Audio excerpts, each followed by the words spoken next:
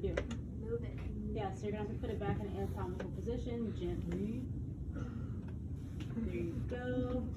Alright, so what do we want to do before we start to swing somebody? Because a backboard is basically a big body swing, a whole body swing. What's the first thing to do before we swing somebody? PMS. We're gonna need to take pulse, motor sensory, and all four extremities to make sure that our patient isn't paralyzed beforehand. If they are, note it, so that when we put them on the backboard and they become paralyzed, hopefully they don't, we know whose fault it was or was not. So the first thing Steven's gonna do is take both hands and feel for pulses in both hands. Present. Present. Can you wiggle your fingers? Not you, Steven. Oh. Obviously. All right. Okay. And which hand and finger am I touching? Right hand. Pinky left hand. Great. All right. So now he's not gonna move the legs yet, but he's gonna check pulses in both feet. Present. Mhm. You wiggle your toes. You're actually wiggling your toes. Which toe am I touching on each foot? The big one on the right and the second to go from the left. Perfect. All right. So next thing you would do was technically decap BTLS, your whole trauma assessment, but we're just learning backboard. So after you decap your whole entire patient, then you can reposition the extremities. So you're looking for injuries before you just pop their leg back in place. If their leg is broken and you just go, Yeah. If That's there's all an bad. obvious deformity, we're not just gonna straighten her leg out because that's gonna hurt like crazy. did I tell this class about how my cousin got hit by a car and got dragged, and then like, we got to ER and the doctor was like, which leg is broken? And just, he was like, ah, yeah, okay. Anyway, yeah. So make sure you always know what's broken before you move stuff. You can roll on an uninjured side or an injured side. Hopefully both legs aren't broken. So if both legs are broken, say you have a double like femur fracture, which is really bad, you're just gonna have to do what you gotta do. Yeah. All right. So the next thing that we're gonna do is apply a collar. So you're gonna measure. Moving on real quick. How do we measure collar, people? Chin to the collarbone, yes. Yeah. No neck. It's probably a pediatric. Yeah, you probably need a pediatric cuff, but we'll use this for now. Yeah, that's fine. We'll just use this. Alright. Bloop, bloop. Okay. Remember to slide it under. Wait. Pause. Time out. Lift your hair up so it doesn't get velcroed. Never do this to your real patient. Never tell your patient to lift their neck up because yeah. So you're gonna slide the tab. I've cut people's hair out before. Sorry. Like with scissors? Yeah, with scissors. That's a type. No, imagine like somebody has like huge like curly weave and you're trying to put the collar on, but the hair keeps getting stuck in there. Like, this isn't your real hair, so I'm just gonna cut it. She's like, no, but I paid $600. Like, no. Wait, what happened to her figure? Was it in the way or something? It was in the way. I couldn't put the collar on because her hair was so puffy. Was it lifetime? Yeah, it was. Imagine like ejected from a car crash, just laying on the side and like, bro. Yeah, and you're worried about your hair. I've had people worried about their pants. Like, don't cut my pants, they're $300. Like, maybe you shouldn't have $300 jeans, but I gotta cut your pants. Right. Okay. After that, yeah. Yeah, you need a smaller cuff or a smaller collar, but let's pretend. After that, you are going to roll your patient onto the backboard. I get one more helper. You're gonna push the board for me. Also, notice that I'm never stepping over the patient like that. Alright, so the reason why is because if they have some type of fracture, you know, sometimes you go on these calls, you're wearing your fire turnout boots. If you go like, oh snap, and step on your patient or trip and fall on them, not a good day. Alright? Okay, so on this side with me. Oh, I need one more person too. Push the board. I'm just narrating here. Come.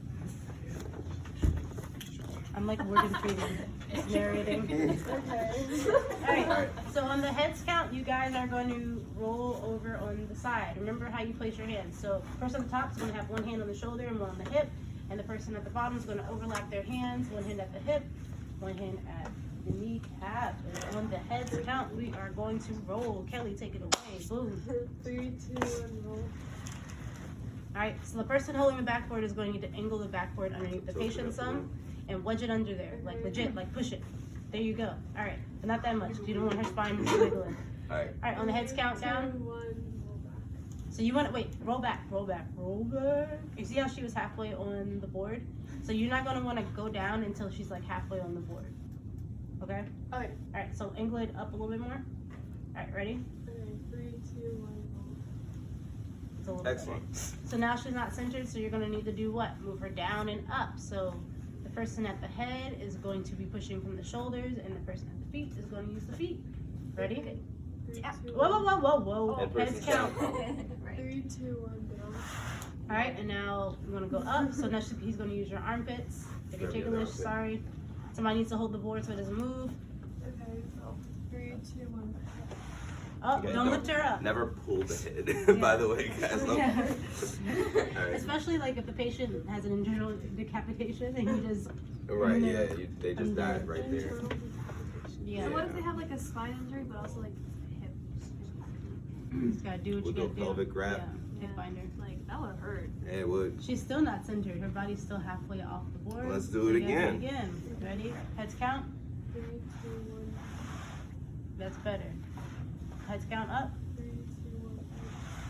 How do you feel? I feel safe. Feel safe? Good. All right, the next thing that you're gonna do is you're gonna take these lovely things called the spider straps.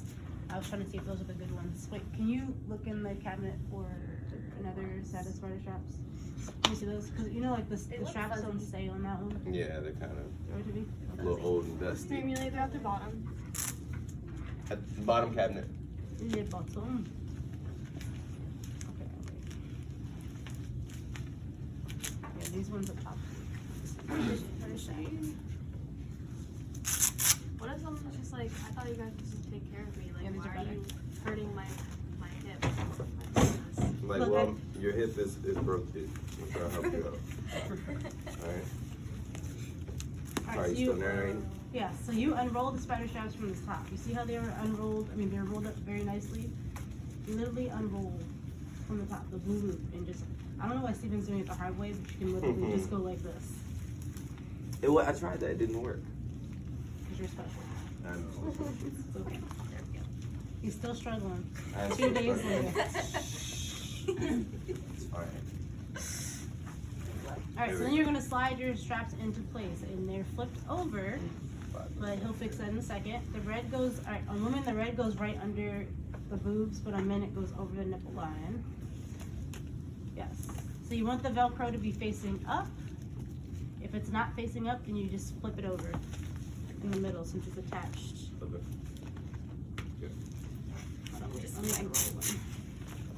Wait, does someone still have to hold Wait, that wait, even wait. if the C-spine is or the collar's on? Yes, he's fine the whole entire time. They Never stay let there go. until the call is done, pretty Like much. Titanic. Alright, really quick. Sometimes you might get that one of them is flipped the opposite direction than the others. So you see how this one's facing up, this one's facing up, and this one's facing down, but they're both fine in the middle. All you have to do is literally just flip it over. Some people don't get that, so I just wanted to show you that. Boom. Done. Alright, so you're gonna start middle, bottom, top. So the middle on this is the torso, so that'll be the blue and the red strap. So technically, Steven, Yes. start with the blue. No, you can start at the okay. Alright, we'll start. The blue. You can, but people, like, it moves around, you know what I mean? You want to stay Yeah. centered?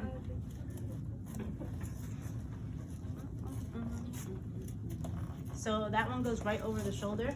So the first hole right under the shoulder, you might have to go backwards a little bit. So you want the blue line to stay in the middle. I generally start at the top because it anchors you and it lets you, It's like a little hole right there. Oh, okay. it anchors it and it lets you like tighten it without worrying about everything moving around. Boom, so that one's done. The next one is the red one. So the red one is going to be at the holes right by the sides. Yeah. Underarm. So you want her arm to be free. Only on unconscious patients would you strap somebody's arms in potentially, even though I don't strap them in, I just tie their hands That's fine. together. I'll go a little higher because that's on her stomach now. Yeah, I figured. So Alright. go under the armpit. So you don't want anything to be on your patient's stomach because there's nothing hard there. If you put pressure on their stomach, it'll be really uncomfortable. So we try to do everything on bones. So you're technically on the ribs. Alright, so you see how that one has had Velcro on the top? That's so we can lock it in place. So you always want the one Velcro on top to go down first. The black one goes over the hips, so you're going to find your patient's hips and put it over their pelvis. have broken ribs too still. Mhm. Loosely. The next one is yellow one, and that one, wait, why is it like that? And that one is for thighs. It's so weird. This side goes down. Oh. Because you got the. Yeah, that sounds like it looks weird because hers is first. You know what I'm saying? It's been on your side this whole entire time. It's all good. So, Just gotta flip. It's fine. okay. So you see how that line got isn't in the middle? Yeah. The red, yeah. You might need to readjust. There we go.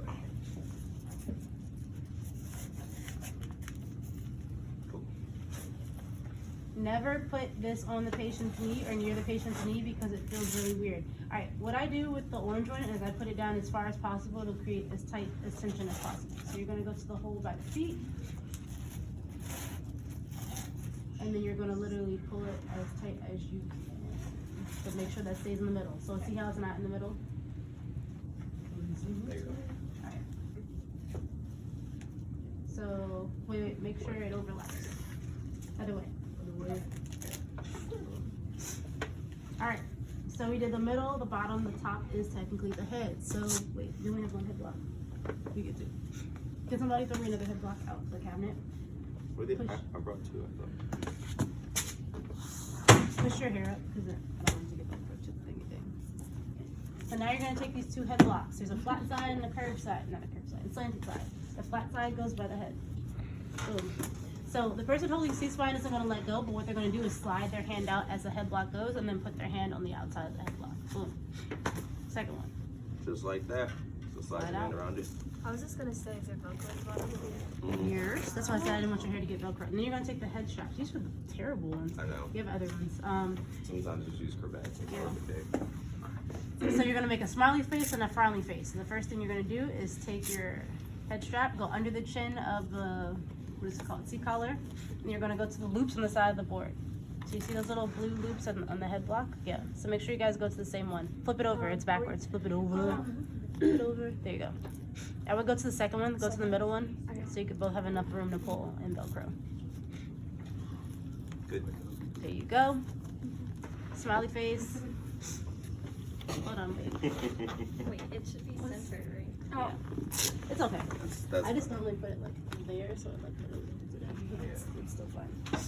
And then the frowny face. So I would go to the first one at the bottom loop.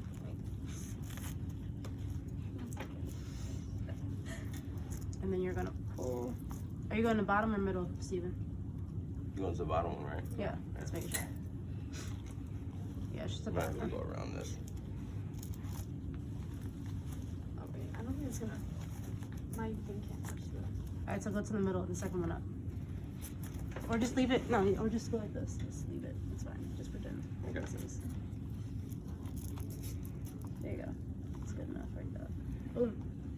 Alright, and then after that, this is a full body splint. So what do you need to do at the end of the splint? So he's gonna recheck pulse motor sensory in all four extremities to make sure that he didn't paralyze her or that nothing has Your favorite changed. squeeze my hands. Pulse present. Okay. Wiggle your toes. Which finger am I touching? Thumbs. Wiggle your toes. There you go. What toe am I touching? The big toe. Okay, what toe am I touching? The big toe. Alright, cool, and we're done. Technically, on women, you should use some padding. So a lot of times you ever lay down, there's like a space behind your back. Yeah. So you can put some padding, like a towel or a pillow behind their back, and same behind the knees, because the knees will take a lot of pressure from being pulled down on with the middle strap. Alright, so these straps are super strong. They're used to withstand like car crashes. I've definitely had somebody hulk out of these before, but using some crazy drugs. You know, like you literally just like, I was sitting in the back,